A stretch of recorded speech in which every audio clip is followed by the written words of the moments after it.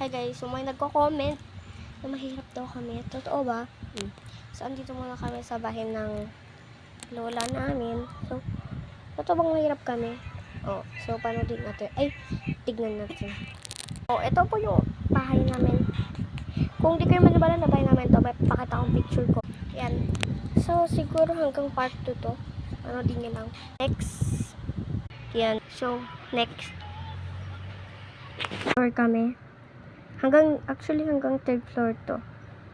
Hanggang third floor siya, guys. So, next. Yung pintuan namin. So, siguro may part 2 to.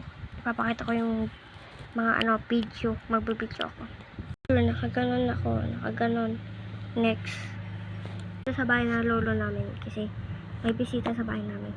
So, munti na ako. So, bye-bye. Subscribe!